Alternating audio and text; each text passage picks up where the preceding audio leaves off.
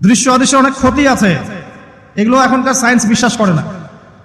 আর science বিশ্বাস করে না বলে যে আমরা বিশ্বাস করবো না এমনটাও নয়, ঠিক আছে? নবী সাল্লাল্লাহু আলাইহি ওয়াসাল্লাম বলেছেন, রাতের বেলা তোমরা বাচ্চাদেরকে সন্ধ্যাবেলা ছেড়ে দিও না, সন্ধ্যাবেলা বাচ্চাদেরকে ছেড়ে দিও না, আগে ভালো করে সন্ধ্যাটা হয়ে যাক, যদি ছাড়তে হয় তারপর ছেড়ো। তারপর রাতের রাত যখন গভীর হবে তখন তোমরা এলো পাথালি ঘোরাফেরা করো না, রাস্তাঘাটে বনে জঙ্গলে ঘোরাফেরা করো না, কারণ এই সময় এমন কিছু মাখলুককে আল্লাহ পাক ছেড়ে দেন যাদেরকে তোমরা দেখো না। এখন বিজ্ঞান যেটা প্রমাণ করতে পারে নাই, এটা কি বিজ্ঞানের ব্যর্থতা না ইসলামের ব্যর্থতা? যদি বৈজ্ঞানিকভাবে আপনি প্রমাণ করতে না পারেন তাহলে সেটার কোনো অস্তিত্ব নাই। এই কথাটাকে ডাহা মিথ্যা কথা। যদি মুমিন হতে চান তাহলে এই কথার উপরে এসে ইসলাম কবুল করতে হবে। যদি মুমিন মুসলিম হতে চান এই কনসেপ্টটার ঊর্ধ্বে এসে ইসলাম কবুল করতে হবে। আল্লাহ রাব্বুল আলামিন এবং তার রাসূল যা বলেছেন সেটাই চূড়ান্ত সত্য, সেটা আমরা প্রমাণ করতে পারি বা না পারি, এটাকে অন্ধভাবেই বিশ্বাস করতে হবে। এটাই হচ্ছে একটা মৌলবাদী কনসেপ্ট। আর এভাবে ইসলামের মৌলিক বিষয়গুলোকে না মানলে কেউ মুসলিমই হবে না। কথা কি বুঝতে পারছেন? আচ্ছা, তিনি বলছেন রাতের বেলা এমন কিছু মাখলুক বের হয় যাদেরকে তোমরা দেখো না।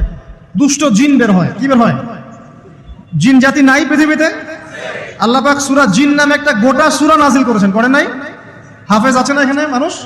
কুলু হিয়া ইলাইয়া আন্নাহু ইসতামা নাফারুম মিনাল জিন্নি ওয়া ক্বালু ইন্না সামি'না কুরআনান আজাবা। জিনদের একটা দল কোরআন শুনে বলেছিল যে আমরা অদ্ভুত আজব একটা কোরআন শুনেছি। তারপর তারা গিয়ে তাদের কওমের কাছে ইসলামের দাওয়াত দেয়, ওই কওম ইসলাম কবুল করে। এটা নবী সাল্লাল্লাহু আলাইহি ওয়াসাল্লামের জীবনের সেই সময়কার ঘটনা, যখন নবীজি তায়েফ থেকে ফিরে আসছেন, তায়েফবাসী তাকে অত্যাচার করলো, তিনি নাখলা উপত্যকায় এসে নামাজ পড়ছেন, ওই নামাজের কেরাত শুনে জিনরা ইসলাম কবুল করেছে। তো সূরা জিনে আল্লাহ পাক এই কথা নাজিল করেছেন। তো আল্লাহ পাক যে বলছেন জিন জাতি আছে, আল্লাহ কি মিথ্যা কথা বলছেন? নাকি নাসা যখন বলে এলিয়েন আছে তখন ওইটা সত্য, আর আল্লাহ বলছেন জিন জাতি আছে এটা মিথ্যা? তা আমাদেরকে আবার নতুন করে মুসলমান হওয়া লাগবে এখন না? আমাদের কনসেপ্ট চেঞ্জ হয়ে গেছে। আবার দেখেন আল্লাহ পাক বলছেন সূরা জারিয়াতের 56 নম্বর আয়াতে, ওয়ামা খালাকতুল জিন্না ওয়াল ইনসা ইল্লা লিয়াবুদুন, আমি জিন আর মানুষকে শুধু আমার ইবাদত করার জন্যই সৃষ্টি করেছে। তাহলে দুটো জাতি পাওয়া গেল, জিন এবং মানুষ। জিন কিসের তৈরি? আগুনের তৈরি। মানুষ কিসের তৈরি? কাদামাটি। ফেরেশতা কিসের তৈরি? নূরের তৈরি। তো এই যে সৃষ্টির বৈচিত্র্য, এটা কার সৃষ্টি? তো সেই আল্লাহ পাকের জ্ঞান সবচেয়ে বেশি না আমার জ্ঞান সবচেয়ে বেশি? সে আল্লাহর পক্ষ থেকে যখন কোরআন এবং হাদিস নাজিল হবে তা আমি অন্ধভাবে মানবো না? নাকি আমি আল্লাহকে চ্যালেঞ্জ করবো ইবলিসের মতো? ইবলিস আল্লাহকে চ্যালেঞ্জ করছে না, খলাকতানি মিন নার ওয়া খলাকতাহু মিন তিন, আমি কেন আদমকে সিজদা করতে যাব? আমি কেন আদমকে সিজদা করতে যাব? আপনি আদমকে সৃষ্টি করেছেন মাটি দিয়ে, আমাকে সৃষ্টি করেছেন আগুন দিয়ে, তাহলে আমি আদমের চাইতে সুপিরিয়র, আমি আদমের চাইতে সেরা, আমি কেন ওকে সিজদা করতে যাব? তো ইবলিস আল্লাহকে চ্যালেঞ্জ করলো না? তো এখন আমরা যারা আল্লাহকে চ্যালেঞ্জ করছি, এখন এই বিশ্বে যারা আল্লাহকে চ্যালেঞ্জ করছে, কোরআনকে চ্যালেঞ্জ করছে, হাদিসকে চ্যালেঞ্জ করছে, এরা কি আল্লাহর অনুগত বান্দা না ইবলিসের এজেন্ট? এরা এই চ্যালেঞ্জিং ফিলোসফিটা পেল কোথা থেকে? ওই ইবলিস থেকে। ইবলিস থেকে এই ফিলোসফি এসেছে। আর ইবলিস তো এখনো মরে যায় নাই, মরে গেছে, বরং সে এখন প্রবীণ বয়স্ক হয়ে গেছে, তার অভিজ্ঞতা এখন অনেক বেশি। তার অভিজ্ঞতা কি বেশি? দেখবেন ইবলিস সবার আগে আদম সন্তানের গা থেকে কাপড় খুলে ফেলেছিল, জানেন? আপনাকে দেখাচ্ছি, সূরা আরাফ পড়েন। সূরা আরাফের মধ্যে আল্লাহ পাক বলছেন, ইয়া বানি আদম, হে আদম সন্তান, লা ইয়াফতিনান্নাকুমুশ শাইতান, হে আদমের সন্তানরা তোমরা শুনে রাখো, শয়তান ইবলিস যেন তোমাদেরকে ফিতনায় ফেলতে না পারে। কে বলছেন? আল্লাহ। কিরকম ফিতনা? ইয়ানজিউ আনহুমা লিবাসাহুমা, যে ইবলিস তোমাদের বাবা মায়ের গা থেকে কাপড় খুলে ফেলেছিল। ইয়া বানি আদম লা ইয়াফতিনান্নাকুমুশ শাইতান কামা আখরাজা আবাওয়াইকুম মিনাল জান্নাহ ইয়ানজিউ আনহুমা লিবাসাহুমা। আল্লাহ পাক বলছেন, হে আদমের সন্তানরা তোমরা সতর্ক থেকো, ইবলিস যেন তোমাদেরকে ফিতনায় ফেলতে না পারে, যেমন করে সে তোমাদের বাবা এবং মাকে জান্নাত থেকে বের করে দিয়েছিল এবং তাদের গায়ের কাপড় খুলে ফেলেছে। কখন কাপড় খুলে গেছে জানেন? যখন ওই যে গাছের কাছে তারা চলে গেলেন, ওই যে এই গাছের কাছে যেও না, ওয়ালা তাকরাবা হাদিহিশ শাজারা, তোমরা এই গাছের কাছে যেও না। যখনই তারা গাছের কাছে গেলেন, ফল খেলেন, সাথে সাথে গায়ের কাপড় খুলে পড়ে গেছে।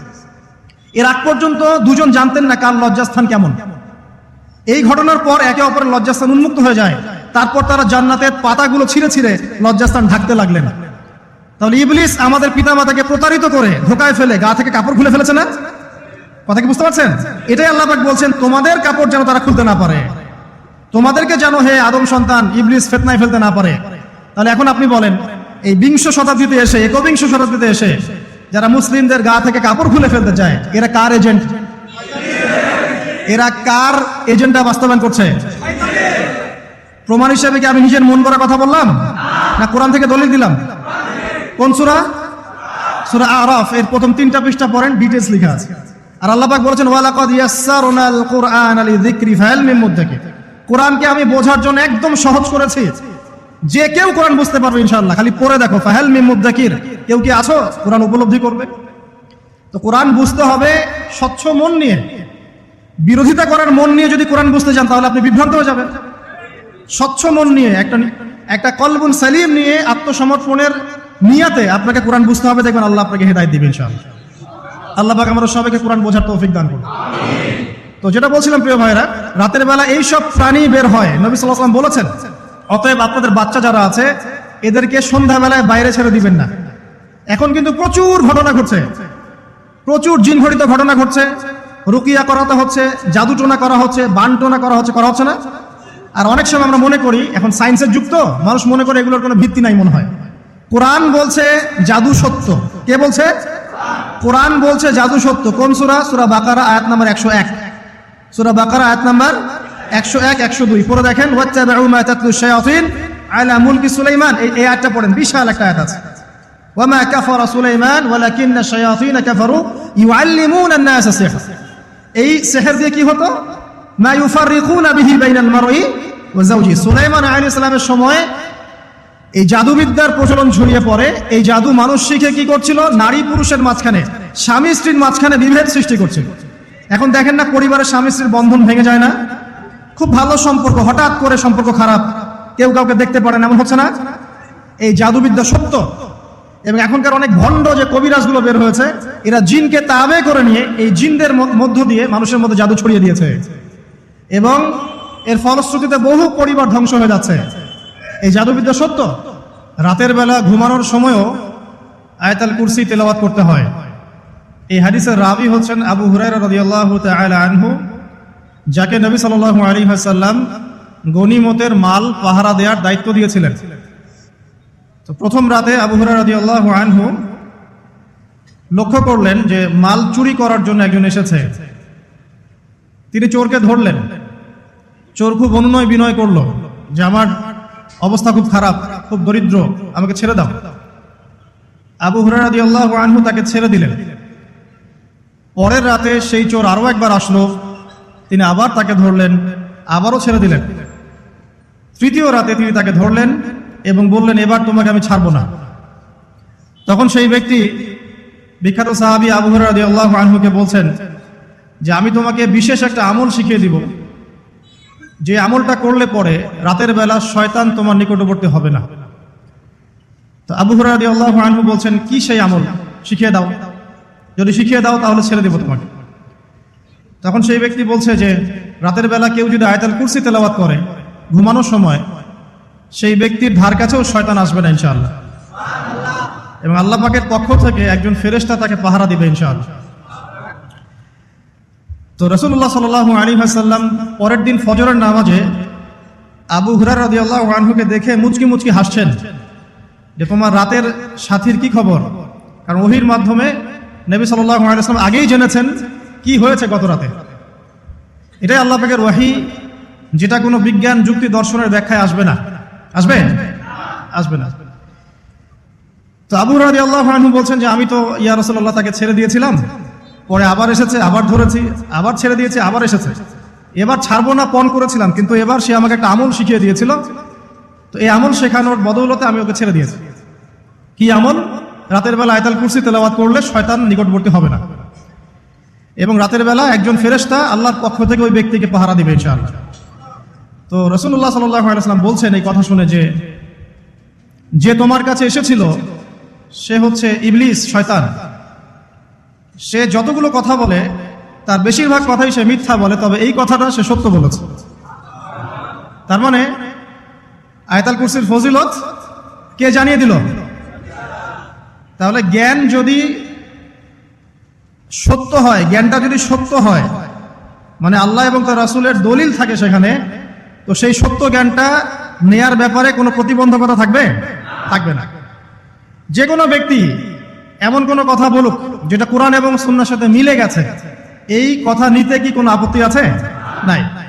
আর যে কোনো ব্যক্তি যত বড় আলেম হোক আর স্কলার হোক আর বুদ্ধিজীবী হোক না কেন, তার কথা যদি কোরআন সুন্নাহর সাথে না মেলে সেই কথা কি আমরা গ্রহণ করব? এই সহজ কথাটা মেনে নিলে কিন্তু মুসলিমদের মাঝে কোনো ইখতিলাফ থাকে না।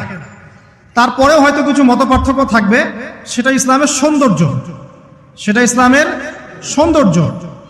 যেমন আপনি ফজরের আগে বেতরের নামাজ পড়ছেন, তাহাজ্জুদের নামাজ পড়ে বেতরের নামাজ পড়ছেন, তারপরে 2 রাকাত সুন্নত পড়ছেন, তারপরে ফরজ পড়ছেন, ঠিক আছে?